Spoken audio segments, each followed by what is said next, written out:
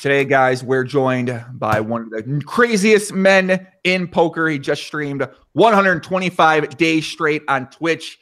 He's one of the biggest up-and-comers, I think, in the poker world right now, and it's a guy that I'm excited to have on today. Before I get into it, guys, I just want to say that we did a couple videos this week. Did a video exposed and confirmed and refunds sent out as well. And then we had a podcast yesterday with Sam Simmons from Poker Central and Poker Go. And then we're going to be having Gus Hansen, Jason Moe, and the founders and creators of Global Poker, which is a site people told me about to investigate over here these next week or so. Maybe Fader Holes as well too. And yeah, that's about it. Joining me today, guys, is a young man who, like I said previously, he's crazy. He's crazy. If you look at him now, you would not know it's the same person who was on Big Brother Canada previously in the past. I'm looking at his photos right now on my other monitor. It does not look like the same man, but he's been locked inside his house. He has not been outside for 3 months. He's accumulated 750 bottles of water in the corner. He's gotten himself infinitely better at the game of poker along the way.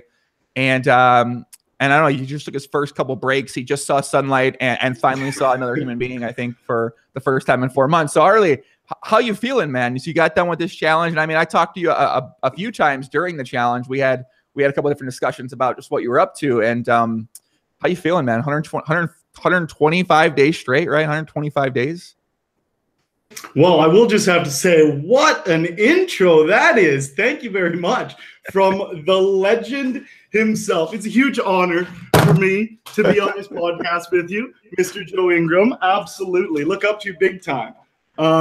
Yeah, this streak, it was absolutely bonkers, dude. Like the first half of it, I felt like I had completely under control. It's only a couple months. I'm sure people who grind poker, streaming is way more difficult, but people who grind poker understand a couple months isn't that bad if you play a lot. But then once you start going more and more and more, it does start getting a little taxing. So the first half, I felt like it was no problem. I was up about 13 grand, loving life.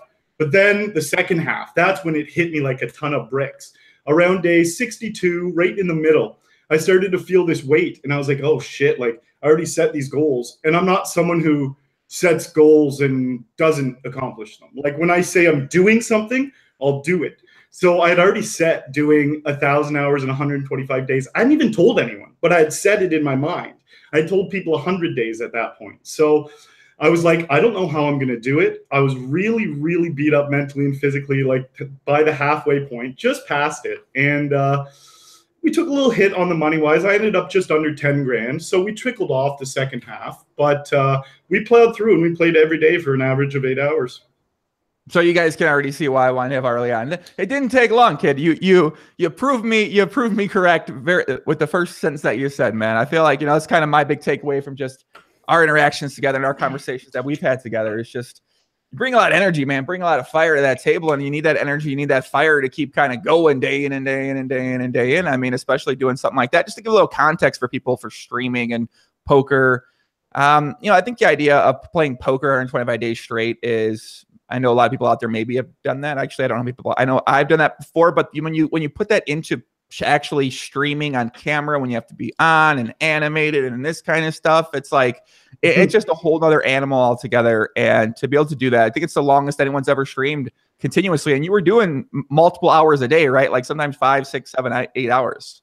Oh yeah, no, I did an average of 8 hours a day for the whole time, because 8 times 125 is exactly 1,000. That's what I really like, numbers and stats. So when I saw that starting to line up, I was like, oh yeah, that's exactly what I have to do. Because I hit 500 hours on day 62. And then at that moment, that's when it doubled in my mind. I was like, I'd already told people at that point I was going for 100 days. But then I was like, 100 days is going to be 800 hours. 800 hours is so close to 1,000. There's no way I can sleep at night if I hit 800 hours and I don't push an extra 3 weeks up to 1,000. Like, how could I?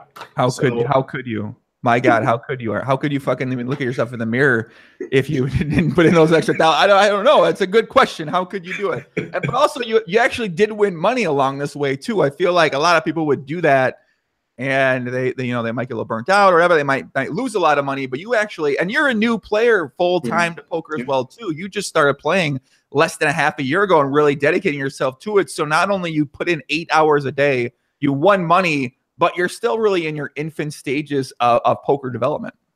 Yeah, I think that's a really big point. I'm glad that you brought it up, actually, because I had two of my biggest wins in my career during this streak. So it's not like I was just like someone who was making big money and then only made 10 grand within this period. That's a substantial amount of money for me at the infancy stage of my poker career.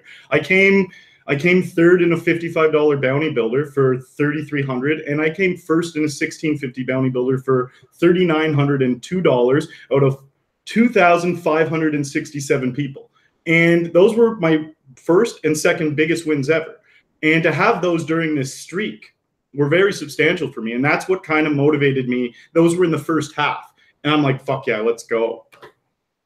Yeah, I think was that in January? Yeah, January like 1st or 2nd, or probably January 3rd, I think I won the 1650 bounty builder. Yeah, I think like the first time we talked for a long time was like right around that period, and you were like super fired up. You're like, man, this is sick. This is crazy. I'm like, damn, this is awesome. I was just like, it was really fun to see and kind of, and then obviously, during that last part in the tournaments, a lot of variance in tournaments, and we're going to have big, I mean, I don't say I don't play tournaments, play the great game, all cash games, but tournament players are going to have some scores once in a while there too. So it's kind of, that's just how it seems like the tournament world works. And how many games did you actually get to play? How did you play? Did you keep track of your tournaments? Did you keep track of anything else that you played during this period of time? See, I used to keep track of a lot of that stuff, but I didn't do any of that stuff. It was more about survival, especially the last like month, 5 weeks. It was just like, I would just go to bed as soon as I was done streaming, wake up, and then it's like, since I was a brand new streamer, there was so many things I had to do during this streak just to get used to streaming. Like I bought the wrong computer. So for the first 3 weeks, I was streaming on a computer without a graphics card, which is trash for streaming. And so I had to like upgrade my computer. When we upgraded my computer, the people who were installing it, there was a lot of issues. For 2 days, I was spending like 5 hours before stream and 5 hours after stream trying to set up my computer. It was crazy. It was like, and then I had to stream 8 hours the next day. And I got sick at one point for like 5 or 6 days. I was sick around day 105, 110, something like that. It's like, oh, all those were just crazy obstacles to get through. Here, I want to show people a picture of you before you started playing poker. Now we can debate if poker has been a good decision for you to play after we look at these photos, guys. So hold on, let me pull these up. Hold on a second, my young friends. All right, so here is here's some pictures of Arlie from when he was on Big Brother, and I like saw these. I'm like, wait, who is this guy? And then I realized, this is you right here. Look at you, man. You look so clean cut, and then you go to this one and a little less clean cut. So this transformation right here, have people been looking at you and saying, what the hell's happening, or what are people saying to you? The response to the current look you're rocking right now? It's funny because there's so many different responses to it.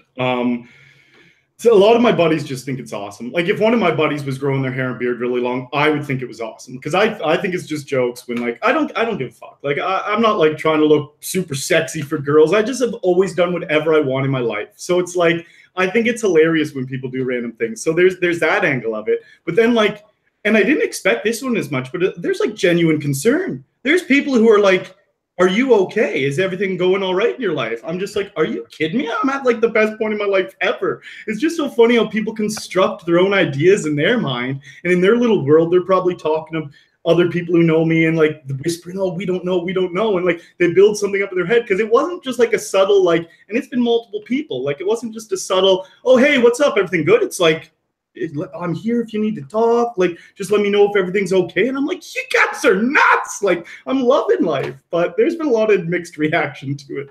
To be fair, when people probably see that you have 750 bottles of water behind you in the corner right now, under that cloth right there, those are actually all bottles of water. And now I've always been a big proponent of using bottles of water, but I usually will use them as the piss bottle when I'm playing long poker sessions. So I don't just keep empty ones in the corner. Why don't you just throw them out? Why don't we can we call the recycle guy now and get those water bottles out of there? We can make some money off that, I feel like. It's so weird. I get like attached. I've always been an accumulator of things, not like a hoarder because I don't keep everything. It's specific things I like keeping a lot of. When I was a small child, I saved hundreds of toilet paper rolls. Like it took probably years. I actually think years because I had my own bathroom. So it's like I used to collect like liquor bottles in high school. I don't know. And for some reason, the water bottle thing just organically happened. It wasn't a plan. For my first few streams, I was drinking a lot of water and throwing them in a pile. And then the pile just started growing. And I was like a week in, I could have easily just thrown it out. But I was like, I like things accumulating. I looked at it. I was like, I kind of think it's hilarious. And then someone in chat was like, show me the pile. And I was like, no, I'm not going to show you the pile. And then other people started asking about it. And so there became some like mystique about the pile. So I didn't show it until day 125. And I know it's the weirdest thing, but I don't know. I got joy out of it. Are you getting rid of the pile anytime soon? Is pile going to stay? What's the plan for the pile?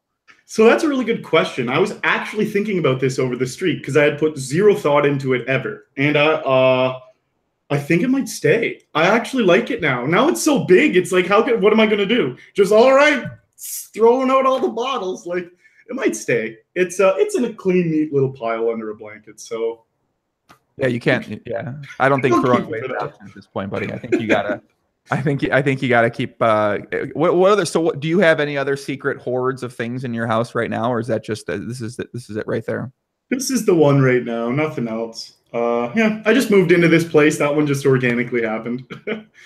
So I guess now, 125 days done. Obviously, you made a lot of progress on your ability in poker. You've been getting a lot better. What's kind of the idea now for you? Is it to potentially maybe start playing some more live, or just keep grinding online, keep trying to get better, take some more time off in between days, maybe work at your game a little bit more? What's kind of your plan right now with things? Yeah, so a couple of those are definitely going to be worked into my plan. Live is definitely up on the list. I'm going to run it up Reno at the end of the month in a couple of weeks. That's going to be an awesome event. I don't play live at all, really. For fun with my buddies, we'll go play 1-2 at a casino, stuff like that. But again, I haven't studied cash games, so I would feel like I only have a slight edge in cash game compared to tournaments. So it's more just me messing around, having fun when I'm playing those. But now that I'm full-time and I'm going to play tournaments, this will be interesting because there's going to be quite an adaptation phase. So there's the live, there's that, and then studying. So the first 4 months were stream. I was a new streamer. It was all about building the channel and I did sacrifice some poker for channel. Like definitely I wasn't playing my A game for the last month. And I understood that, and I knew I wasn't, but I wasn't going to stop because of the hype that was going on around my channel and because I had set a goal. And I understood that not playing perfect the whole way was probably going to be part of it, or else other people could do this as well. Like if it wasn't that hard and you'd just be mentally fine all the way up to day 125, why wouldn't it be done before and then recreated again? So I accepted that, but now I won't accept that. I'm going to play 100% my A game from here on out. I'm going to put that to the top of my priority list. Studying and getting better at poker and performing and having good game selection, because those things slipped during stream.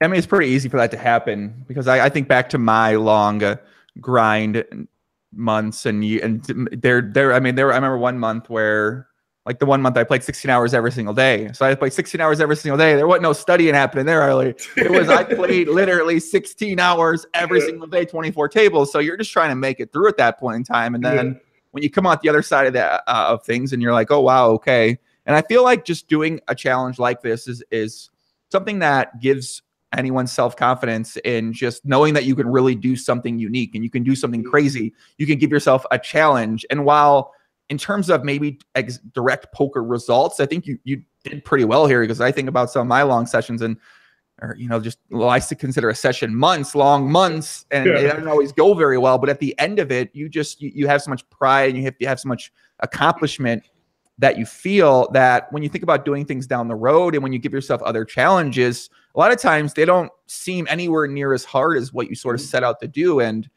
I'm just such a huge fan of doing things like you did. And as you mentioned, because you're not always going to have that strongest mental game during this. You're not going to be playing your A game. You're not going to be thinking straight the entire time. But you finding a way to get through that and accomplish it and achieve what you set out to do, which is a pretty crazy kind of unique goal, especially when it comes to this. I think it's just something that can stay with you forever and ever and ever. And now when you probably think about studying and putting in time, you're like, all right, I'll study 3 hours, sure, because I just did 8 hours every single day at this for the past 3.5, 4 months here. Yeah. Oh, I couldn't agree with that more. Now I'm looking at streaming completely different because it was some huge unknown to me before this streak. I was just like, I love streaming. I've watched a lot of streaming, but I had no clue what it would be like on the behind the camera. And now I put myself through the most grueling thing you could do streaming. And now streaming doesn't seem that scary to me anymore. It's just like, oh, cool. I'm ready to attack almost anything streaming has to throw at me for exactly the reasons you said. It's like, it's like I can go have a 6-hour session if I want. And if I have a 6-hour session, I don't have to have a 10-hour session the next day. Like I literally don't have to even it out to 8 hours anymore. I can just play. Having that weight off me in itself will be huge. And I just added all those things on for no real reason other than to make things more difficult on myself. So to now have no real rules that make things hard on me, it will be a lot easier. It's kind of funny. I think back to the start of my online poker career, back in the fucking day, which was what, 2007, 2008, kind of around there. And mine kind of started the same way, a very similar kind of way that yours started. I played cash games, I didn't play tournaments, and I played Nolan Hold'em. But when I started playing, I started playing. And I always say, if streaming was around when I started playing poker, I would have been the most popular streamer in poker. It would be a 90 to 100% chance, unless one of the crazy high stakes guys that streamed all the time, because I played every single day for years and I was fucking insane. I just talked the craziest shit. I was just insane with things. But those first couple months when I started playing, I would just played, man, every day, 10 hours. I didn't do anything else, 10 hours a day. And I sort of always had success from when I first started, and then kind of built up on there. And it's when I look at kind of how you've started things here, because you're still in this infant stages, you've pretty much been the same way, where you just kind of immersed yourself completely in poker. And you're like, all right, everything's poker. And we talked about maybe you hanging out with friends outside of this. And you said there was one friend, you made 20 plans to hang out with her, and it never really happened because you're so here. And I was like that same way. People would be like, do you want to hang out? I'm like, no, I'm playing. Like, I don't, it didn't really seem like it was like something I had to do. It was something that's like, holy fuck, I can't believe I found this. Let me try to make the most out of this I possibly can. And it seems like to me, you're in that same sort of mold where you found poker and you're just like, whoa, what is this? Wow, I'm good at it. I'm winning. I'm putting on a show with the stream. And it seems like you see a lot of potential in this for yourself when you look at the future of poker and your life.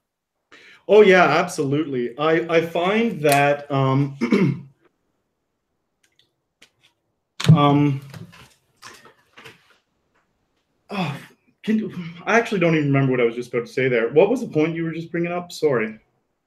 It's okay, Arlie. It's okay. You got to keep focused. Right? You got to keep focused. I know you're used to. I know we all have ADD issues right now. I think let's see if I can remember this too, because I'm sure I have the ADD issues too. Yes. The point that I was trying to make is that you seem like you've really immersed yourself in poker completely and kind of blocked everything around you. So here's what I did. No, I had a specific point I was trying to make. We talked on the phone the other day and did this, and it was so funny because we lost train of thought. So what I did was I did that specifically on purpose. I moved to a city where I don't know anyone and locked myself in an apartment.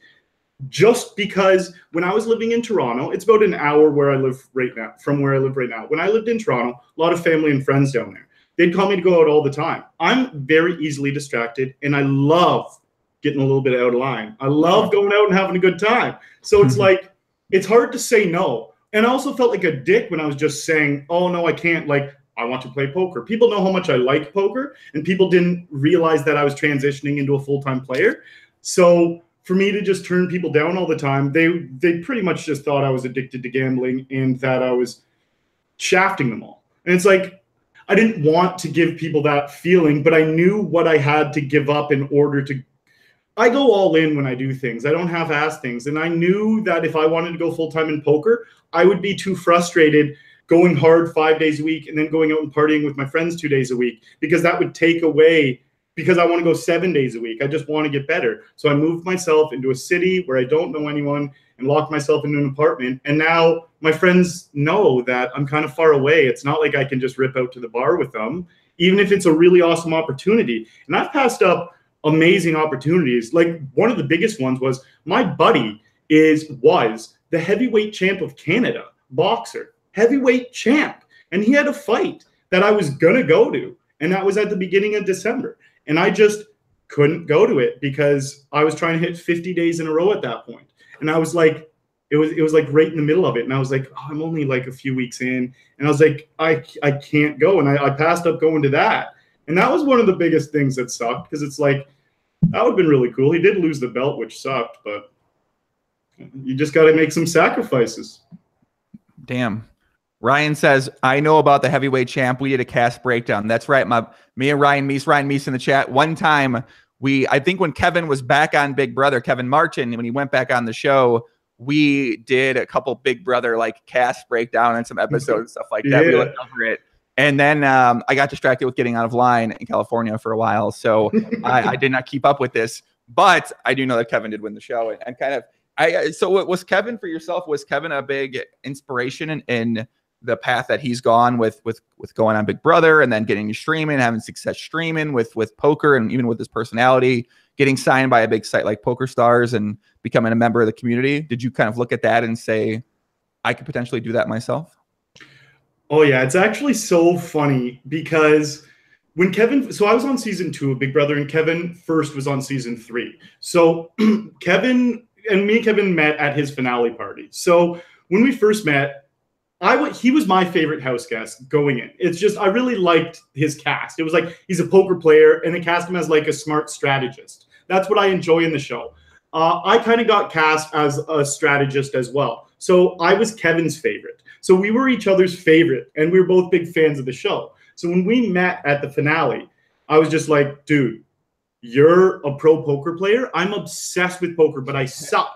And I remember the whole season, I would talk to my buddies and be like, I hope this guy's like a straight pro and he can turn me into a pro. I remember saying that to everyone. I was like, that'd be so cool if he was sick, especially because in all his interviews, he shouted me out as his favorite. So I was like, oh, we're already going to connect, like, clearly. So I talked to him at finale, and I realized like the path he was on, it was sick, but it took me a while. I didn't know what Twitch was. Literally, Kevin was my first introduction to Twitch. I had no clue what it was. So I started watching some of the things while he was on the show. And then once he came out and he was going and streaming and there was thousands of people watching him, I was like, wow, this is incredible. Like, I didn't think I could do it at that point, but I thought it was just the dream. I was like, he's living the dream. And then all of a sudden, I just started to realize I could. He gave me a lot of motivation too. He looked up at my graphs and my stuff, and he was like, you've never done any training or any studying, because I was above break even, but just slightly. And he was like, bro, all you need to do is drop down in stakes and commit to bankroll management and drop turbos and hypers out of your game. He's like, if you play slow games, drop down in stakes, no turbos and hypers, and go through a training program. He's like, that's literally all I did. And I was like, okay, cool, dude. And I was like, what training program? I don't even know these things exist. I thought you just play poker, and the more you play, the better you get. And he's like, oh my God. He's like, honestly, dude, a lot of people think that. He's like, but you want to know how you actually get good? He's like, and it's obvious to me now, but I remember him telling me this. He was like, you want to know how you actually get good? He's like, how do you get good at anything? And I was like, you practice. He's like, yeah. He's like, but what if you're practicing incorrectly? And I was like, then you're going to do things wrong. He's like, so how do you know how to practice correctly? And I was like, you learn. And he's like, exactly. He's like, there's millionaires out there, millionaires who have made all of their millions off of poker. They put out training programs. They pretty much retire from poker and put out training programs and give step-by-step thought process on how they made their millions of dollars. It's like, just study that. And I was like, oh my God, this is so obvious, but how did I never think of this myself? And that's literally what I did. In September 2016, I gave up turbos and hypers. I dropped down to 1650 stakes and below, and I started going through max value training program within the next few months after that. And I won 20 grand in the next 12 months off of 1650 stakes and below. So just the small little games on PokerStars. And then I started streaming during the end of that still. So I went from September to November streaming in those stakes. So about 13 months. And then while I was, November is when I started streaming. Immediately, people looked up my results and were like, "Oh my God, we're going to start staking you into games up to like 250 because you have good results. And the only reason you're not up there is because of your strict bankroll management that you implemented before going through a training program." So they staked me into bigger games. I immediately started. I won my backers like 8 or 9 grand in the first, like, I went on a sick heater in the first like 5 weeks or something. I was like, that $55 game I said I won $3,300 in. It was one of the first 55. I think it was the first time I ever played the $55 bounty builder. I think it was the first time I ever played it, and I got staked into it. And I cashed the guy out 1,700 or something right after. And it was like, I couldn't believe it. I would have never even played that game. And I was like, oh my God. It just, yeah, that's how it all went. I love it. Yeah, I think people not believe it when you mentioned there's just millionaires, people that have made millions of dollars at poker. They then step by step tell you how to play poker and get good at the game. And a lot of people don't take advantage of that for whatever reason. And yeah, it's pretty wild to kind of see that kind of information out there. I think a lot of people look at that and they say, well, is it that easy? And I mean, you kind of make it sound easy in a lot of ways. Like, I feel like if people watch this, they're like, damn, okay, is it that easy? But I feel like you just put so much dedication, focus on it, and so much consistent effort over and over and over again that when you do that, I think most things are usually gonna be pretty easy. I agree with that for sure. It's like, if you look at how people become doctors and lawyers and everything, they don't become it overnight. They go to school for 5 years, 7 years, whatever it takes. And it's like, now imagine if you don't want to become a doctor or lawyer, you want to become a poker player. Imagine if you put, and I'm not saying you should, but imagine if you put the same amount of time and energy into becoming a poker player as you would a doctor or lawyer. And I mean money as well, because they pay so much money and go into so much debt. Now, you would never have to do that in poker, but if you just spent a fraction of that money on every single training program that existed, then I think you'd be doing something you love. You're not stuck by someone else's rules, someone else's schedule, and you're making your own rules. It's just like, I don't know. I would have just never. I went to university to get my degree in business communications and for a fun social thing. That's genuinely why I went. And now that I look back, that's pretty much all I got from it. I didn't get a sick career. I didn't learn a crazy amount of anything. I just got a degree. I got a bit of an education. I had a lot of fun. And now I'm thinking, imagine if I went to 4 years of school for poker, like legit poker school. And that's what I put myself through. I'm literally on the first year. Well, I guess I'm done the first year, but that's what I told myself. I was like, I'm taking myself to Arlie University. I didn't come up with a crazy name, but I called it Arlie University. And I took myself there every day. And I became a full-time player. So Arlie University has nice accommodation. They got bottles of water. It seems clearly there's an infinite water bottle supply at Arlie University as well. There might not be many garbage cans at Arlie University right now, too. Correct. A lot of Arlie University was spent in my extra large king size round bed, too, just on my laptop studying. Scott F says, this kind of devotion had a lot more merit back in the day. I hope this guy stays as happy as he seems to be now, but I guess being a streamer has a lot more social aspect than standard grinding. So I do have to say that the attitude and the enthusiasm you show for poker and for what you're doing right now is very rare for me to see in poker these days, but also because a lot of the guys I have on, and I know we've been playing poker together for, I mean, I don't know what, 8+ years, a lot of these guys, right? Even some 5, 6, between 5 and 15 years together we've been playing. So when we first started, like when I first started, I had the same, everyone, it seemed like everybody around, because in America it was a much bigger thing. It was much more of a dream. You could do it. And now in America, it's like, well, the dream is you go play the 2-5 game at the local casino or something like that. It's just that dream is a lot more broken up for Americans out there. So it's very rare to encounter that type of attitude that you have from an up and coming poker player. So I don't think it's, what did he say? He said, I hope this guy stays as happy as he seems. Do you feel like you always have this type of attitude no matter what you end up doing with yourself? Yeah, I've always been a over the top happy person, and I feel like I also self-constructed that probably. a little bit. Naturally, I always have. As a kid, as a teen, I've always been really happy and bubbly. But I also started doing a lot of like studying on motivational speakers and just how to live a happy, positive life. And it is a mental decision. You can choose how you react to most anything. The example I always like to give is, say you're a little bit insecure about your weight and like you got a little bit of a gut going on and someone makes fun of you because of it. And it's like, obviously that's something you're insecure about. You don't like it. It could make you feel bad. You could choose to internalize the dickhead's opinion of you and make yourself feel bad. That's what a lot of people would do. Or you could do some crazy mental gymnastics, which I like to do with most everything in life. And you could be like, you know what? I'm so happy.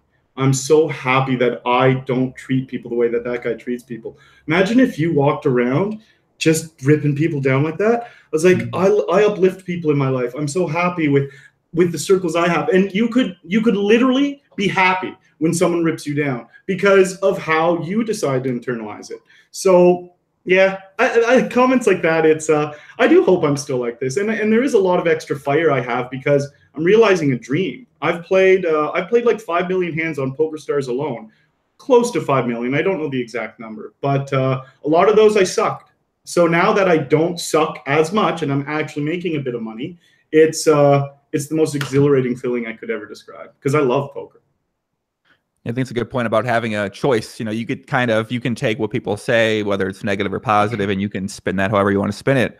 And there are people that say, you know, if they say some positive things, sometimes people take that in a negative way too. It's just it's very weird thing out there. And I don't really know how to teach that to people out there. I don't know how you kind of let somebody know to be able to choose to view things this way. I think it does come from a lot of inner self-confidence that you have. And yeah, it seems like you probably have had that for a long time with just your overall, with whatever it is that you do and with knowing the work ethic that you have. So I feel like knowing that self-confidence and you having that deep down self-confidence in you really helps you sort of shake off comments people say, because like when people tell me things, I'm like, I mean, you know, I don't even, like, it doesn't even matter. Like I don't see people, like I don't fucking, it just literally doesn't matter sometimes what people say. But it's for the positive as well too, and for the negative. So like if people say a lot of positive things to me, but I'm just like, you know, it doesn't really impact me that much at all, unfortunately. But yeah, I don't know how to necessarily teach that on someone or give somebody advice on how to do that. Yeah, I do think it is just internalized. Like you can explain it to them like the way I did, but it really does have to click for them. Most people think it's just made up or doesn't make sense or like don't really get the law of attraction, or like if you put positive things out, you will have positive things come back, or it's like you can control your thoughts. You can control them. They're your own thoughts. You can just decide what, yeah, you can control them. And the thing is, I also feel like I have to be careful though, because I have lived a decently privileged life. I haven't had horrible tragedies. So it's like, I wouldn't know how I could say this to someone who has like a death in the family real close to them. It's like, I don't know how I would react in that situation. So I have to be careful. A lot of it does come with me having a privileged life. So I always have to throw that in there too, because someone could be listening to this being like, yeah, I'm sorry, but my mother just died. And like, how am I going to be able to? And I'm like, yeah, you know what? I don't know. So, yeah. It's definitely something to think about too. I mean, especially if you kind of encourage that, or you encourage a certain mindset. You know, you mentioned privileged life and gone through much. Like, I mean, for me, in terms of around me in my life, I've certainly had some sad things happen with my poker results over time at different points. But in terms of like people around me in my life, I haven't really dealt with anything like that either. So I think it's certainly the perspective could be a lot different if you do lose somebody really close to you like that, and you're trying to be happy and trying to be in a good place. But yeah, it seems, I would imagine it can be pretty hard to kind of stay like that. So I see a lot of people in the chat, guys, out there. And what's going on, everybody? I see Vernon out there. Vernon D-Back's my young masturbation professional friend. He actually, Arlie, he is a professional masturbator. And Legend. He always asks the question about, I'm just telling you what he told me. I don't know if he's lying or not. So Joey Castanatio says, what does Arlie call the people who sub, follow, is streamed? I'm subbed and don't know. Can you ask? Yeah, do you have like a name for your people? Are they called like the Arlites? Are they called the Shabani? What are they called? What are the people called in there? Right now, so I don't have anything official. There's a million things like that I literally have written on physical to-do lists that I've written out in the last 1,000 hours, 125 days, and haven't gotten to because the streak took over. So I haven't come up with an official name yet. I call them all legends. Like, you guys are legends. That's like, but it's not like the Arlieites. Like, I will come up with something eventually. But when I do things like that, it's like, I want to put time and thought into it, and I haven't had any time or thought to put into it. Yeah. Maybe it comes organic. I don't know. I'm good at making up just random names for things like that. So for me to make up like a name for people, I don't know. I would just call them, I don't know, man. What do we call them? I think we call them like the hardcore papitos for a little bit or something like that. I don't really know. It. Man. That's great. I don't know, man. I feel like my take on what I'm doing lately, you know, I'm just kind of like, I'm probably the efficiency which I'm doing podcasting, content, streaming right now, Arlie, is going to be at probably 3 out of 100 right now. So yeah, I don't know, man. It's kind of something I feel like I'm trying to figure out where I want to go with things and where I want to spend time with things right now. And kind of, I guess you're kind of coming to that point too, because now you got to decide. You're telling me you want to move to fucking Vegas, buddy. You know, Vegas out here, distractions, my friend, distractions in Vegas. If you move to British Columbia, in Vancouver, a lot of distractions there too. So you kind of have to make a decision around with your life. It's like, well, do I want to have more going out, more friends, more family, more whatever, more exciting things, more out of line times, more women, or do I want to have more poker success and focus on that? Because I mean, I think about, just for me, I pretty much openly and said I'm sacrificing all that other stuff for years. Yeah, that just until I get to that point of poker. And then once I get to that point of poker, that's when I'll allow those other things in. Yeah. And that was just a conscious decision I made for many, many years. But obviously, like, you want to have fun. You want to have a good time. You want to go out with your friends. You want to get drunk. You want to travel. You want to do those things like that. So it's kind of like this point where I feel like a lot of people have a little bit of success, and then they're like, all right, cool. Let me go like take advantage of some of that. And then it really cuts down on their, I guess, poker success, which might not be the worst thing after all, but kind of something I've seen happen to a lot of players.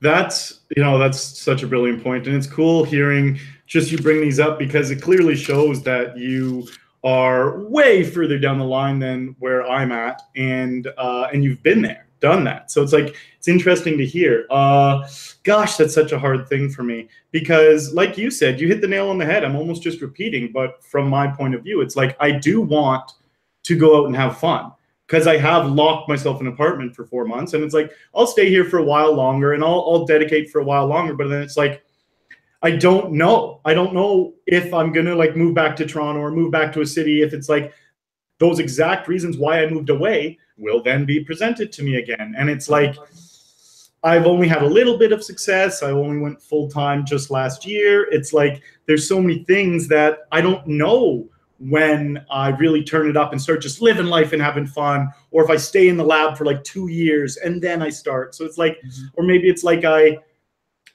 find some type of happy medium where I'm in the lab like 90% of the time, and then I do have a little bit of fun, but I'm not someone who does that really. Yeah. It's always been all or nothing. So it's like, So it's you just saying that. I hadn't put a lot of time and thought into it recently, but the thought has crossed my mind a lot, like just in general, without me putting too much energy into it. And I don't know. Yeah, I mean, that's I'm the same way. When I do something, I usually go pretty hard. So for me, it's not, I can't like go out 10%. Like, I mean, I'm trying to go out. It's like, it's fun. Like I like doing those things. I like having a good time. I like doing a lot of things and pretty much anything for the most part. So when I find things I like, but then it kind of, for me, when I think about poker, it always came back to this like major dream, goal, ambition, was just get to the highest stakes cash games and start winning. Like that was just always the main. I wish I could kind of recapture that now a little bit with my life now, and had this like driving force that was going to fucking do whatever to get there, because I don't necessarily have that anymore now. But like, yeah, I was like, I don't even care. Like, this is the kind of the idea that I had is I'm sacrificing the good times I could have now for the unimaginable times and the unimaginable position I could be in down the road. That was just always the way that I framed it in my mind in my entire 20s. And I'm very happy that I did it. I did sacrifice certain things, maybe family and friends, that I probably would like to do better. But in terms of reaching that goal that I always set out to do, definitely that was, once I got there, I was like, oh, wow, this is actually pretty, it's kind of, what I wouldn't imagine to be.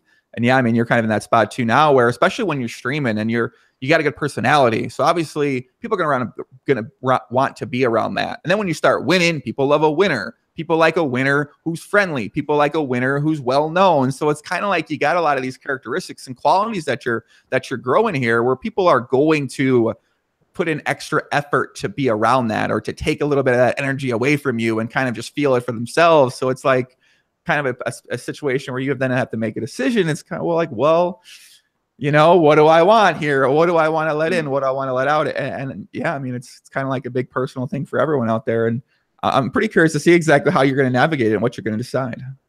Well, I do have to start off by saying I do appreciate all those kind words you threw in there, Joe. And anybody steal my energy? Oh, take it. I got plenty to give. No, for real though. It's a journey. It's a journey that I'm on. I'm not holding back. I'm just going to give it everything I have. Streaming, it is something that I do feel suits my personality, which is why I wanted to do it. Like, because one of the things that was really beating me up about poker, and I had a really tough back and forth about this a while ago, was how am I going to be able to become a full-time poker player if I'm a really social person and I wanted to play online poker? And I was like, this is just going to lock me in a room by myself. And I literally like tanked about this for months, and I didn't know what I was going to do. And I was like, I want to become a full-time poker player. And I was really considering going into live just to be around people, but it was so inconvenient for my life. And I was just like, what am I going to do? And then I decided I was going to be a streamer. I was just like, I can't just do it in my bed on my laptop, like watching movies. I just can't do this day after day. I've done it for so long. Like I said, almost 5 million hands on PokerStars, a lot on other sites as well.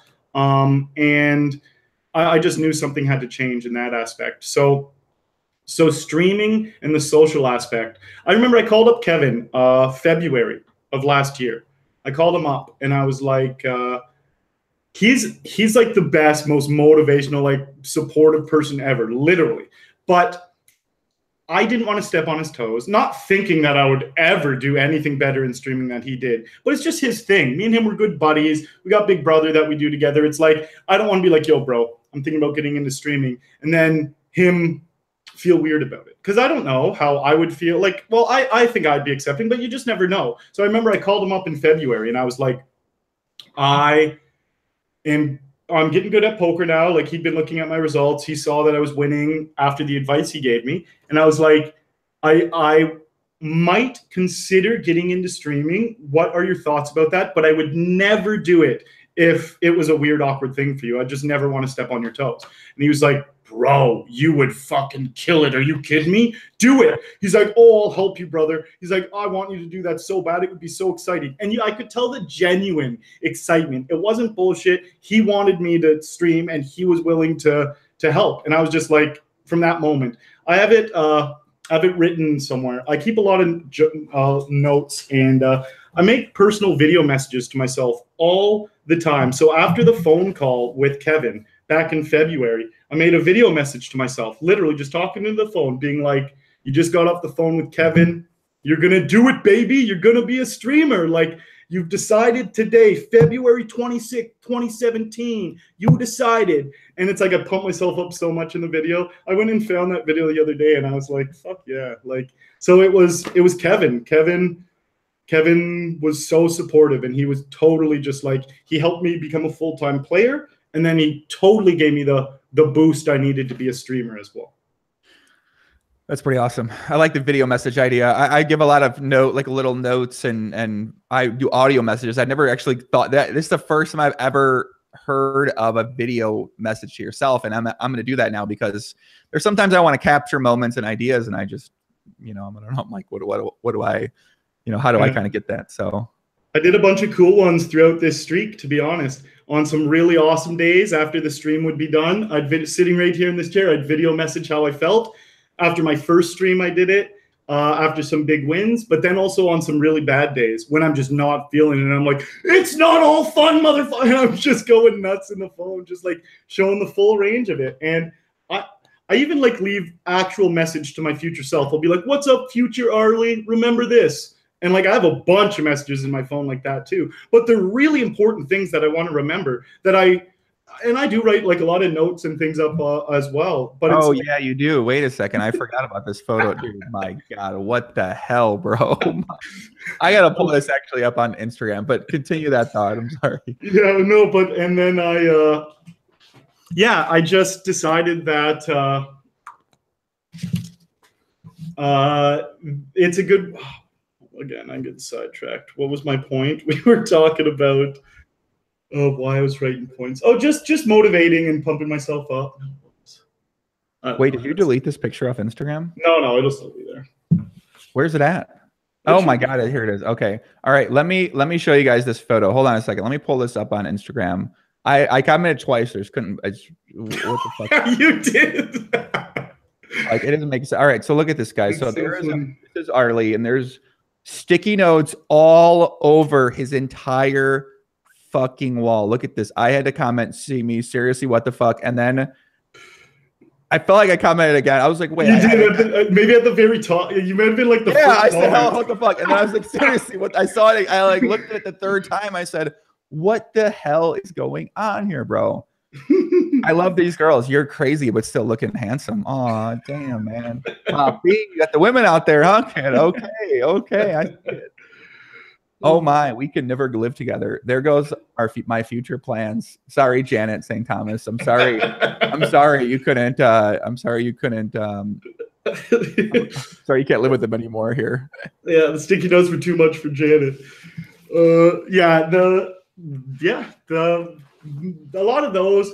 A bunch of those are study notes, and then some of them are good quotes, and then things to do, and then just random stream ideas. A bunch of stuff like that. Do you ever go over them? Do you ever go like, what's your process for actually reviewing? Because I have a ton of, it's funny. I actually have my computer in front of me is all sticky notes from there's a program. I don't know if I should tell you this. I don't know if you know this program or not, but you can have sticky notes on your computer and they just stay there and pop up every time.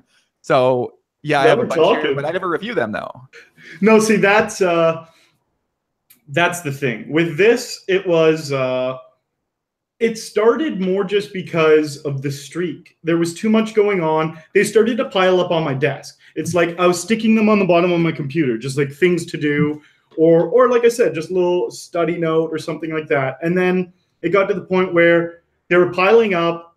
They were falling off my computer and literally just piling up on my desk, like 30 of them. And I was just like, this is insane. Like the streak, it was all the streak though. I'm literally not this unorganized and wild. It's just I was streaming 8 hours a day for 125 days. So I didn't have time for anything else. And then I just started putting them on the wall so I could get to them eventually. And some of them, like I have like one big thing right in front of my face that says play your game. And it was one of the first things I put up because people were staking me into games. And sometimes some of the people that were staking me into games were very opinionated in chat. And it would almost make me change my style of play just because they were staking me into the game. So I just put play your game as one of the first things up there. And then, yeah, kind of just grew off of that, to be honest. That one's not even on a sticky. That one's on a big white piece of paper. So it's like one of the biggest things up there.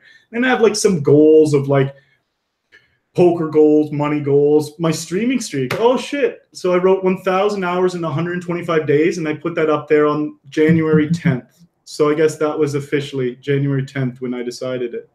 I never even look at it. I need to go through it all. Let's just put it that way. I need to go through it all. I love it, man. I love it out there. I feel like it's very, I don't know. I guess a lot of the people I talk to a lot they have, they're still motivated or they're ambitious, but they're in a little bit different points in their life where they're sort of been entrenched in their grind now for many, many years. So that enthusiasm definitely, can go away or it can get broken up in between days. Sometimes you feel it, sometimes you don't. So I think it's really cool to still hear someone out there and people out there have that about poker, because it seems like it's becoming less and less in the poker world here. So you want to know one thing that gives me huge motivation, and it's like this is something that I never even fathomed. Literally, I didn't, and that is Lex Veldhaus. He has actually started like showing me and my channel support, and it's insane. It's like he's hosted me 3 times. He hosted me a while back about my 5th weekend. And I was like, I was totally caught off guard. I thought it was the coolest, most amazing experience, honestly, I've almost ever had, because he's the legend in the industry of the like poker streaming. Like, he's at the pinnacle of our industry right now. And not even that, he knew who, like, he took notice to me and decided to show me love. So that was amazing. But he's done multiple things since then, and that's what's blown my mind. I understand, like, the first time maybe he's like, oh, someone new coming out really hard, I'll show him some love. But the fact that, like, when I go into Lex's channel, he's so nice and supportive is the most motivating thing I could ever describe, because I worship Lex. Like, I look up to Lex a lot. He's doing incredible things in Twitch poker. He's done incredible things in poker, and his personality's badass. I think it's cool as fuck. So it's like, to have him show me support and have him host me multiple times, come into my channel. He's donated to me on 3 or 4 separate occasions. He acknowledged my 100-day streak. He came in and donated me $100 and was like, I can't believe you've gone 100 days in a row. He's retweeted like some of my really important moments. And it's like, when Lex retweets shit, everyone just floods into my channel, like when I'm live and stuff. And like, those moments for me are some of the most motivating things ever, because I thought it would take me a lot longer to get noticed by Lex, a lot longer. So that's cool for me. So have you always gotten motivation from little moments like that? Yeah, like for me, it's all about goals. It's like, I wanted Lex to know who I was. Because I like Lex a lot. I think he's a really cool guy. And it's like, if I didn't like Lex, say the person at the pinnacle of my industry was someone I didn't vibe with, it wouldn't matter to me. It would suck. I'd be like, damn, I wish that person and me vibed. But it's like, I wouldn't be obsessed. But since Lex has such a cool personality and his channel has such an awesome vibe, and it's like, I feel like he would be one of my boys. Like, just how he banters and stuff. It's jokes. It's like I do. Or not like I do. It's like how my buddies do and stuff. So I'm just like, I thought it would take forever to get him to notice me. I thought it would take forever for, like, not even just him, but the guys up there, like Tonka, even Tonka. Like, I can't believe Tonka has shown me support and like nice messages, follows me on social media, like stuff. And the acknowledgement of my accomplishments by the guys at the top of my industry, they don't have to do. Even if they understand it's an accomplishment, they don't have to acknowledge it. But for them to go out of their way and do that, the biggest win in my sales ever, because it gives actual wind in my channel sales. But then in just my own mind and how I feel, they're just validating everything I've been trying to do. So yeah, support from the top for a new streamer, that's the most motivating thing for sure. So what's your poker goals set at right now? Do you want to get to the highest stakes of tournaments, or do you what do you kind of have in mind for yourself of a point you'd like to get to?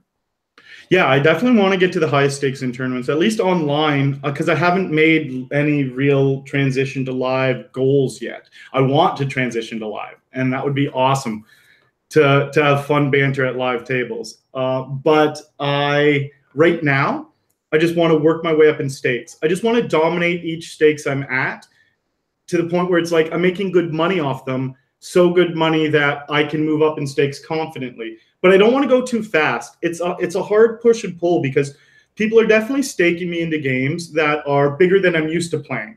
And as much as you try not to, you do feel differently playing a $200 buy-in compared to the $5 buy-ins that you win all the time. So it's like, I haven't won a $200 buy-in. I've won a lot of $5 buy-ins. So as much as I try to mentally pretend it's no different, it is. So I need to figure out my staking. I need to figure out, maybe I'll just get staked into like 3 $33 games instead of $100 game, like things along those lines. I need to start figuring those out, because I won a lot of money in poker. But then part of the reason why my graphs dipped a little bit, like I said, from the 13 grand to just under 10, would have been the staking. Again, I wasn't losing any of my own money off it, but I do take a lot of pride in my poker results in general. And since I noticed my graphs were dipping, and it wasn't from my small stake buy-ins, it's just from the shot taking that I'm getting staked into, I really have to decide if I want to continue the shot taking or if I want to just pump my graphs up. because the shot taking will make me money, but it's not because I'm not losing my money. But again, it will hurt my graph. So a lot of figuring out, a lot of stuff. Well, as someone who loves a sexy graph, I can definitely understand the plight of the graph. Arlie, I think I almost went broke because of my plight of wanting to get to a certain point in my graph. So, yeah, I remember there used to be a site called Poker Table Ratings, and this was for cash games. So they have like, I think, what are they? Shark Scope for tournaments, right? Yep. So for Poker Table Ratings, it would have all the stakes. It had like, is way cooler than Shark Scope. It had like fire and colors and badges and everything like there. And I always wanted to get to the top hat. So top hat's $1 million profit. Exactly. Ryan Meese knows the top hat. So I was obsessed with the idea of getting to the top hat. So finally, once I stopped going for Supernova Elite, after I did that a couple times, I just played playing less tables and started moving up stakes. And I was working towards the top hat. All right. So I think I got up to like 500 or 600 on PTR. And I was like, oh my God, I'm going to get to it. I was like, I am getting to $1 million. Yeah. And unfortunately, that clouded my judgment and desires. And sometimes I kind of wanted to get, my graph was going almost up there. I'm like, oh my God, I'm going to get to, I wanted to get to the $1 million instead of just being a little bit happier with the results that I had for that time period that year. And that was a big reason why I wasn't able to sort of like take a step back in the moment and be like, okay, I got to reevaluate my strategy here because I'm totally going haywire off the railroad tracks and going into the fucking ditch over there. But I was like, man, I just need to get to that $1 million, need to get to that top hat. So that desire for that perfect graph or that beautiful graph or that whatever graph can sometimes get in our way. And that's interesting. I like hearing that. I honestly, your perspectives have always been so intriguing to me because it's like you've been there, done that. Genuinely, like what you just said about the graph does feel like maybe I do obsess. I know I obsess over my graph too much. I know, but maybe I'll try not to. I've always thought, whatever, I want to obsess over it, but maybe it's just like I want to take pride in it. But it's like I just have, I don't know. I have a lot to think about when it just comes to my poker game and profitability. And the main thing I need to remember about taking shots in these bigger games is it is getting me comfortable in them. And then I will lose that feeling that you get when you're in those bigger games, the more you play in them. Like the $55 bounty builder, the first time I played it, I won $3,300. I've made some sick runs in it now. It feels like it's my game because like I broke the seal the first time I played it. Other $55 games are still kind of a little, but there's something about that specific game that I'm like, oh, yeah. So I do think I need to keep taking shots. I'm a good enough player to take the shots, and my graph will take some hits until that one slips through and it doesn't. Because then it's like, sure, my graph's taking a few $1,000 hits here and there, but then when I actually make money in one of these big games, my graph's going to jump up big.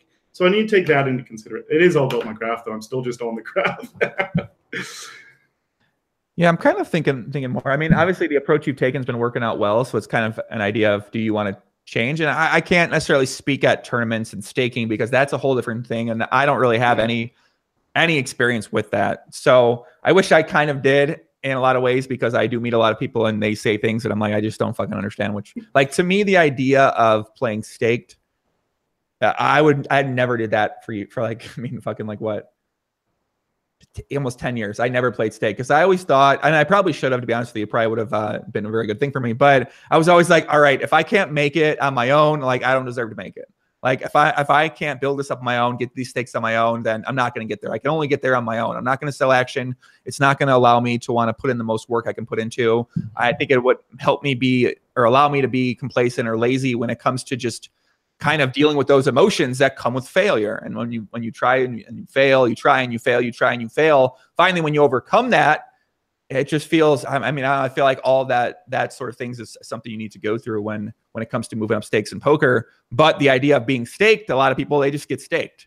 So they don't ever really have to overcome that failure over and over and over again, and really working at their game over and over and over again to be able to overcome that failure, because they don't have to. They just get staked. Now, there's some people I think that can break through it that way. But from my vantage point, when I look at it, I'm just like, man, I don't know. It seems like a bad idea for people to get staked super early in their career, which is something you see with a lot of women, which I do really think is something that holds a lot of women back, is because a lot of women out there, I know, they don't even know how to play. they're getting staked for 5Ks, 10Ks. They're playing 5-10 live. It's like, what the fuck is going on here? So, and now with tournaments, obviously staking is a big proponent in tournaments. So if you know that you're gonna be able to sell action all the time, I mean, that's got to play on your mental role when it comes to, well, I don't have to put in this work. I don't have to really ultimately worry about having good results for this period of time because, well, I'm just going to keep getting staked no matter what. Yeah. So that whole mindset thing, when I think about it, is just, I find that kind of pretty fascinating. I like that angle about how you definitely won't have to try as harder. There wouldn't be as much pressure. It's like how you did it. Like you have to fail on your own. That gives you the extra motivation. If you're not going to make it on your own, what's the point? It's cool. I love that mentality. I truly do. Staking just happened out of nowhere for me. I never asked for staking. I never expected staking. Literally, it blew my mind how it happened. And it's still crazy to me thinking about it, actually. Now it's so normal to me. But it's like 4 months ago, I had never been staked in a game other than family or really close friends. And I mean, like, only a couple times. And that was just like, yeah, only a couple times, whatever. But it's like as soon as I went on stream, and I have my results public. So as soon as I went on stream and people saw my results, they were just like, I was only playing $16 games. I started streaming only $16 games and below. And within a few weeks, I was playing the Sunday Million for $2.15 on PokerStars. And I was just like every week. And I was just like, what? This is insane. Like, and all the games in between, obviously. It's like my first month, and this isn't exaggerated, my first month getting staking, I was staked into $500 to $800 worth of games a day. And this is coming from a micro stakes player who would fire $250 worth of games a day and only $16.50 and below.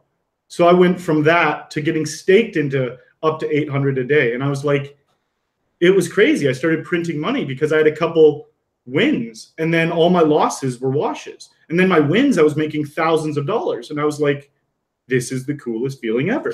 But I'm still now just like understanding how all that, like, I stopped staking for the last month. I didn't feel like I was playing good. Probably got staked into 2 or 3 games total in the last month. I don't want to take staking if I felt like I wasn't playing my top game. So now that I'll probably start doing it again, definitely don't want to do it a lot. Like I enjoy taking a lot of my action. I took my action on the 1650 bounty builder at the beginning of this year, won $4 grand, and I was like, that's sick. Like I really enjoyed that. So I'm going to play a lot of micro stakes, like 1650 and below still, and then probably get staked into like games up to $55 on a, I don't know. I still figuring all that out, but staking's pretty interesting topic. Yeah, I remember one of the first things we talked about, I think, was like you talked about getting staked. You're like, yeah, just got like they just offered me to stake me, and I was like, why the fuck would they offer me to stake me for? It didn't make sense. So I said, okay. I was like, I remember messaging you that. I was like, because I was reaching out to people. I was like, what do I do? I'd never experienced it before. It was so foreign to me. And I have a very business-oriented brain. So it was really fun for me to come up with all these angles and different, like, to see where the opportunity was. But I did that for a bit. Then I was like, I need to talk to people who are in the industry and who have already been through this instead of just make up my own thing. So yeah, I reached out to you and some other people. Yeah, I remember that. Yeah, you said that about the staking thing. And I'm a big proponent of the no staking thing. But I mean, I know at tournaments, I don't know if you can like play the higher stakes without being staked. I don't know that for sure. I'm sure maybe some people do. I don't really know. But yeah, it's a different world, these tournaments. Jonathan Turner says these women are tough nowadays. They're 3-betting and they're 4-betting. Well, I know that all too well. Shout out to my girl Sasha. She is a relentless fucking animal when it comes to 3-betting, 4-betting. So I seem to meet these really aggressive women poker players, Arlie, and end up falling for them because they're like they're super. I don't know what it is. Maybe I don't know. Maybe I don't like nits. I think that's what it comes down to. I just don't like nits, Arlie. I don't like nits. I don't like tight players. I don't like tight people, nitty people. I think that's kind of what it comes down to. Beautiful, aggressive poker player. I don't think there's anything wrong with that. Rayanne says, I always put my money up. I'm starting to question if I should have gotten staked. I've only staked or put myself in. You make it sound so easy to get staked. If you are a woman, it is incredibly easy to get staked. I'm going to repeat that one more time. If you're a woman, it's incredibly easy to get staked. You do not have to know how to play poker, and men will stake you for poker because they want to talk to you. They want to hook up with you, hang out with you, date you, whatever. That's just how it works. And I didn't come up with this on my own. I've heard this over and over and over and over and over again from women, from men. And yeah, I mean, sometimes there might be, even for me, I think when guys stake me, they want to sleep with me. So I mean, it's like, I'm not, I'm sure Arlie, maybe they want to sleep with Arlie too. Maybe he needs to shave the beard first. I don't know, but I know there are some guys and some women into that look. So yeah, I wouldn't be surprised. What's up with the fans, kid? I know you got a lot of fans. You have a much bigger female demographic than me, because my audience is all men all the time. But you have Big Brother, and you've got a lot of hardcores. It seems like that might fall under that women category. Oh yeah, well, the fans have been an interesting experience for me. Like, it's so funny even just saying fans, but I guess that's technically how it was. After Big Brother, it was wild. Like, we came out of the house, and the thing with Big Brother is it creates a cult following, unlike other reality TV shows, for one reason and one reason only. Our show live streams inside the house 24/7. So they watch us sleep, they watch us eat, they watch us literally shower, they watch us do everything. From the shower, they can only see from the head up. Oh, so you're not naked in the shower, right? Well, I was known for streaking my whole season. I ran around naked the whole time, which was just, again, I'm that guy who just does whatever I want. I've never cared in life. So it's like, I was the naked guy. I also waxed an A into my chest. I have a lot of chest hair, so I waxed a big A. And, but the thing is, the cult following of Big Brother is because you live stream it on the internet. So people who really like the show can then, after the show's done, log online and just watch us cooking dinner, just watch us going to bed, literally watch us sleeping with the dark lights on or whatever, the night vision camera.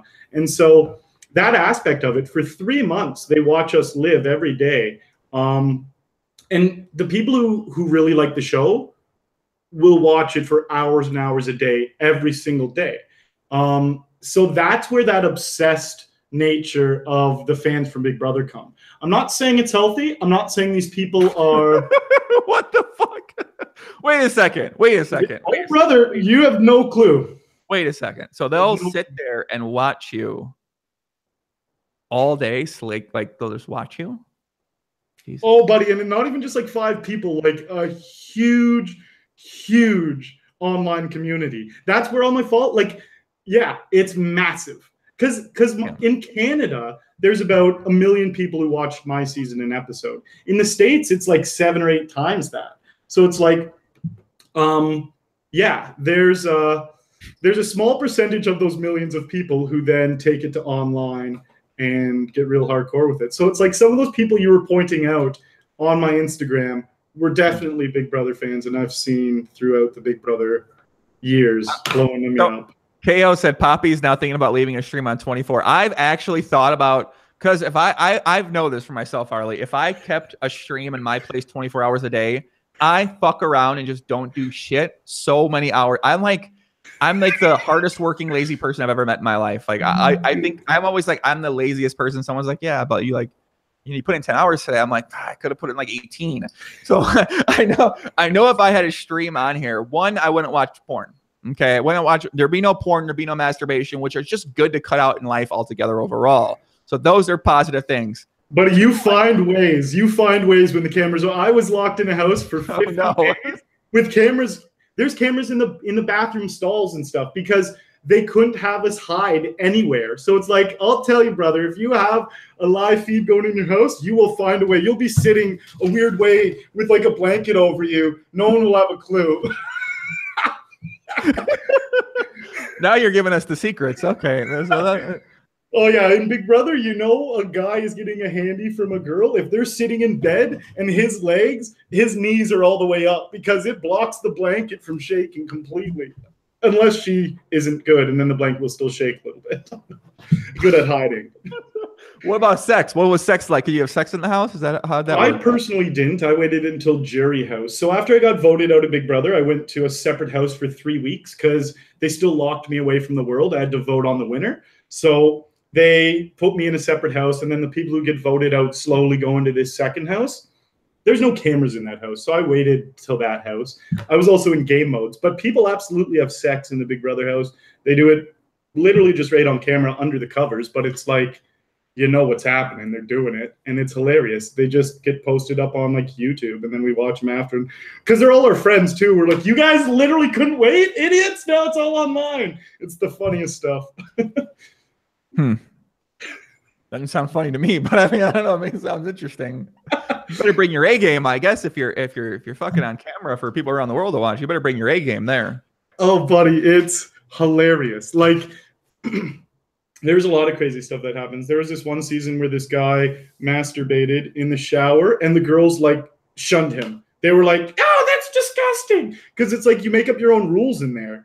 And like the girls that one season thought it was just gross, and they like alienated this guy.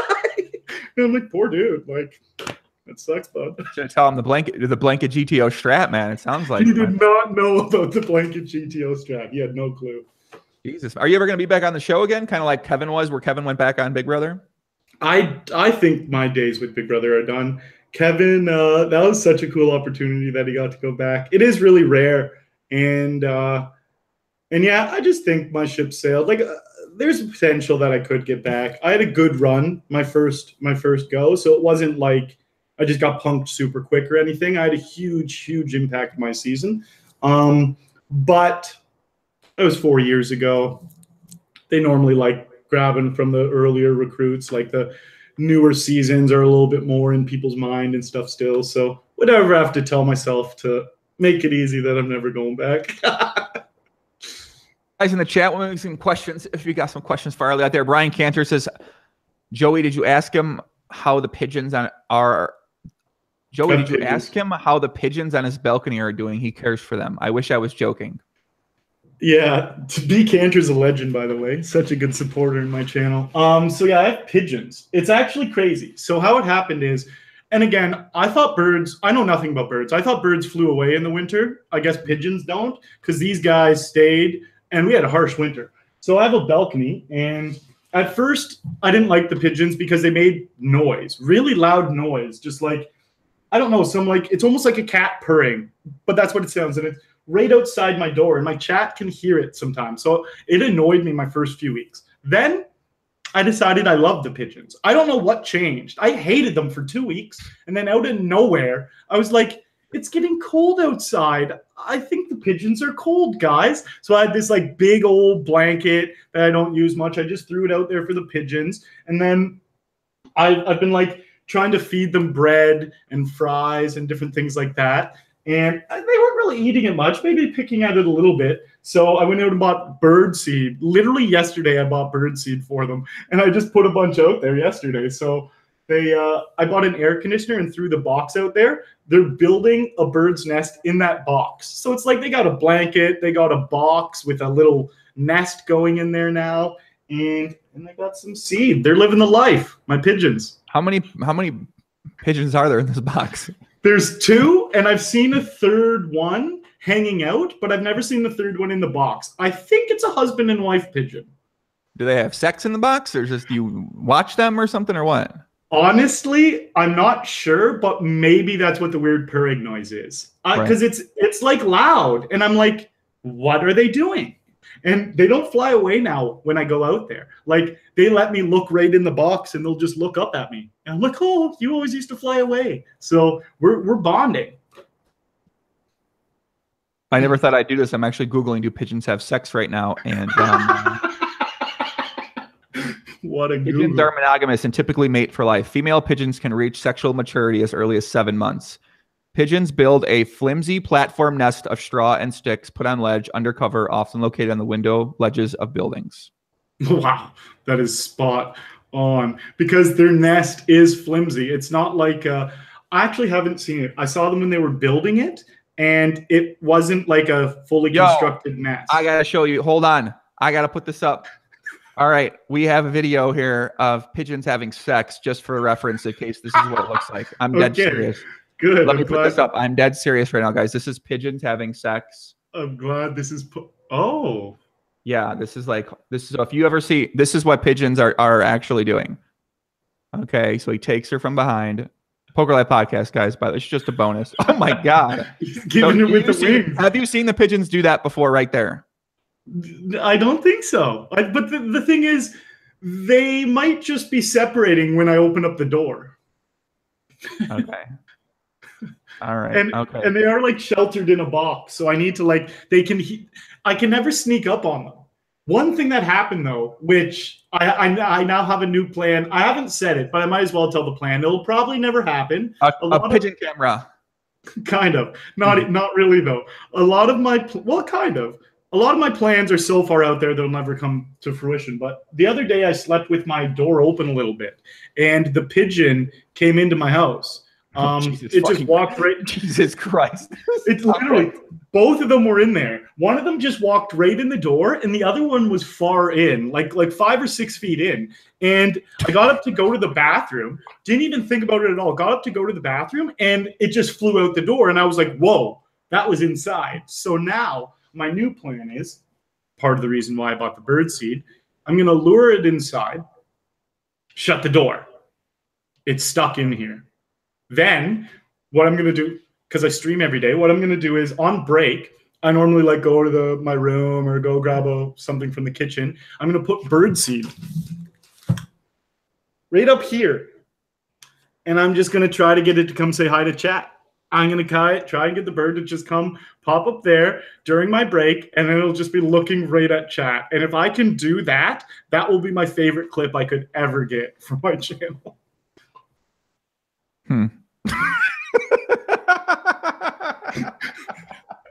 I starting to realize how much what the fuck?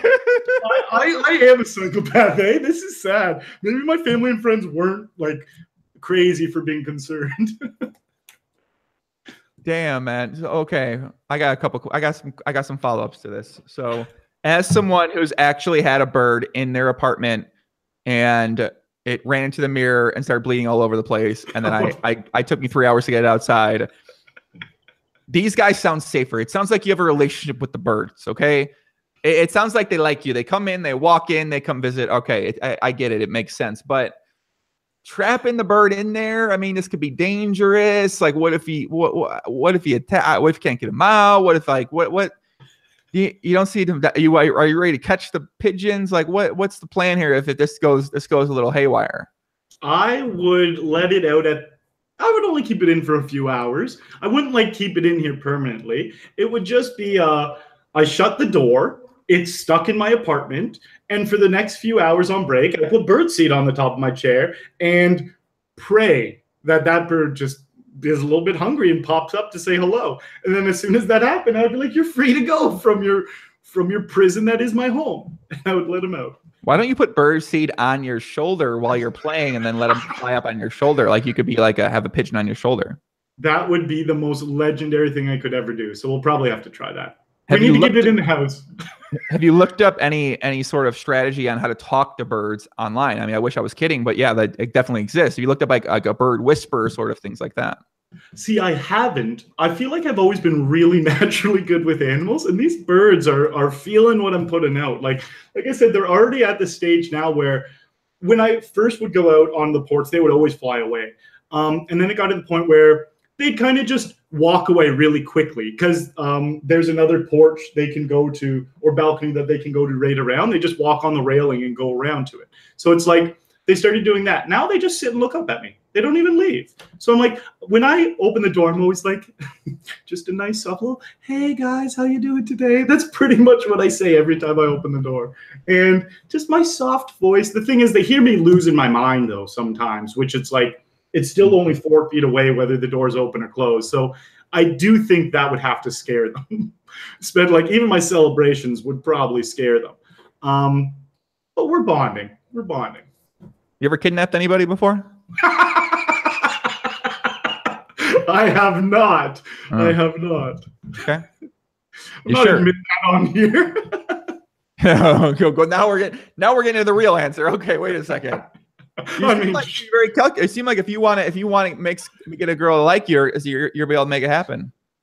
It's just I lure her into my apartment, and then what I do is I break the lock off, and I'm like, "We're stuck in here." I make it seem like it was an accident, but I'm like, "I'll call the locksmith. Don't worry, we'll get it sorted." I never call the locksmith.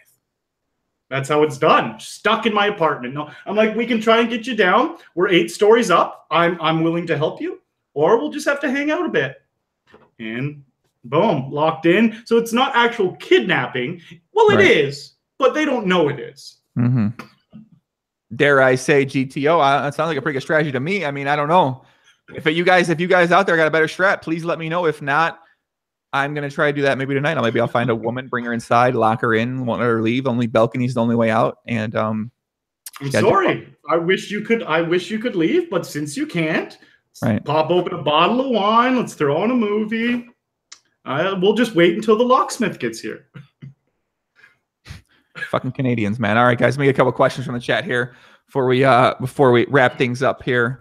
What's your streaming schedule coming up here? So you said you're going to run it up Reno at the end of the month, and what else you got in store?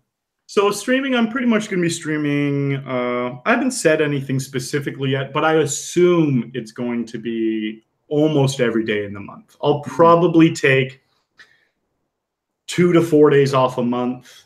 I see a lot of months just being 2. I don't want to say that though and then not stick to it, because like I said, I am someone who sticks to what I say. I knew I was going to come out really hard. I just don't know what the future holds. I am taking 9 days off for Run It Up Reno. Going to do everything in my power to try and steal someone's streaming setup there, get in a couple streams, because like there's going to be a lot of streamers there. I think there might be a couple. There'll have to be some setups, so I'll see if I can worm it in. I don't know if I'll be able to. I think I'll be at that. I think I'm going to go there too. By the way, sick. Yeah, I'm going to go up there. I love that. Yeah, it looks like it'll be a fun time. Nice. Yeah, that's sick. That's going to be a great time. Nice. Are you going to just play it all or just for fun? Well, last I checked, that they didn't have much Pot Limit Omaha in there, so I don't know if I'll be playing much Pot Limit Omaha in there. Yeah, no, fair enough. I don't know. I don't even know if it's like, is it just the, oh, no. I don't know if it's just this tournament thing or if it's like a whole casino. I don't know. No, I think they have cash games too. I think it's a casino. I'm not 100% specific about it though. I don't know. Me neither. So yeah, I'm going to be up there too. And Brian Cantor says, don't go in his hotel room, Joey. The lock might break. Yeah. Damn it. I shouldn't have exposed myself like this. Yeah. All my secrets. The locksmith sounds way. You want a bottle of wine while we wait. Just like, oh God. I'm a little Jason Litwin says, does he say Pot Limit Omaha like that on purpose? I don't know. What do you mean, Jason? I'm not sure what exactly you mean. I say Pot Limit Omaha, Pot Limit Omaha, pot. How do fucking people say Pot Limit Omaha? I don't understand. How would you say Pot Limit Omaha? Pot Limit Omaha. I can't even do that. Pot. Say it again. Pot Limit Omaha. Pot Limit Omaha. Limit Omaha. Pot limit. Pot. Okay, I can't. It's kind of tough. I don't know. I'm trying to. You want to give a shout out to anybody? You have a shout out out there to someone? Just everyone who's here for my stream. You guys are legends. You guys have shown me so much support, which is absolutely incredible. I never thought 4 months in, you legends would be surrounding me like you are. So what's up, guys? Jason Calderon said, Joey, stop talking. Take out your phone and follow JSwix21 on Instagram. Thanks in advance. Sorry, Jason. I have a very strict Instagram follower policy. I can only follow under 100 people. And maybe you'll be one of those 100 one day. But I try to keep my timeline not like Twitter where it's all fucking clogged up. So I try to keep my number pretty low on there. So I'm in the 100. I made the 100. You post some fun stuff on there. Yeah, you are. Listen, I got some room. I got some people to take off right now. We got some women on there that can certainly are skirting the cut. I'm going to keep us under 100 for as long as I can, Arlie. I think I can do it for at least a couple years. There you go. I like it.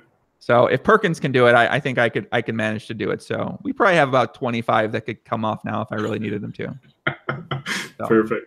We'll see what happens out there. Guys, I'm going to be back next week. We'll probably do a bunch of podcasts. I'm getting back in that podcast rhythm, guys, but I do want to have some people who are a little bit more up and coming in the poker world that kind of have some of that enthusiasm for the game. And Arlie's been one of my favorite people that I've talked with. I love this girl. I mean, I like people that have a strong work ethic, man. That's something I just love the most. And I love a good challenge as well, too. So anytime you combine the challenge with the work ethic as well, How's social media been going here, kid? How's the Twitter game going? You been thinking about it anymore? It trailed off from our original talks just because everything trailed off. The streak took over everything, but it's been good. It has actually been good, especially from all the buzz I've been getting about finishing this challenge. We've got probably 250 followers in the last 3 or 4 days alone, which is just on Twitter, which is nuts for me. So yeah, it's nice. It's there's been a lot of hype, a lot of good stuff happening. Some of your pointers have just been fucking crushing it. So I'll tell people, I haven't actually told anybody this. So I talk with Arlie because if anyone that follows my Twitter knows that a lot of my tweet, I started thinking about Twitter a little bit differently a few months back, and I started studying a lot more and looking into the game and how to increase engagement on tweets and kind of stuff like that. It was just like what makes good content. If you think about what makes good YouTube content or what makes good Instagram content, good Twitter content, started looking at what makes good tweets. And a lot of my shit's been crushing pretty hard over the past few months. And so I talked to Arlie, and I was like, Arlie, I got some ideas for some ways that we can make some of your tweets do a little bit better on here, just with more engagement and kind of get things out there, better content. He's like, okay. And then all the ideas were all crushed. Skyrocket. Instantly. The first idea we tried, crushed. I'm like, that's my best engaged post ever. I'm like, yeah. I figured that would be the case. So yeah. That was kind of like it was like a little mini experiment I did. Because I was like, I wonder if my ideas I have will, like the theory I sort of had behind it all will work with everything else. And success. Yeah. It has been sick. Yeah, it worked out pretty quickly. So, but yeah, man, you got a lot of things ahead of you up here, man. I hope poker keeps going well. Hope you kind of now you get to fall into a groove that's not as grind every single day sort of focus. So it'll be interesting to kind of see what happens here, man. Thank you. I'm ready. I'm ready to get that study game going, ready to put in the work and take it to the next level. Guys, if you want to follow Arlie, it's the same name everywhere. Arlie Shaban. How do you pronounce your name? Arlie Shaban. Arlie Shaban. Arlie Shaban. That's the one. Arlie Shaban on Instagram, on Twitter, on Twitch. Yeah, that's it. Yeah, and yeah, man, I'll be looking forward to I'm pretty sure I'm gonna go to Reno. So if I go to Reno, I'll be seeing you out there as well, guys in the chat. Appreciate all the comments. Give some shout outs. Rayanne, my girl Rayanne with some weird ass last name on here. What's up, Rayanne? What's happening? Jen N. What's going on? Arlie, this is Curry from the chat. What was your favorite moment from the 125 days?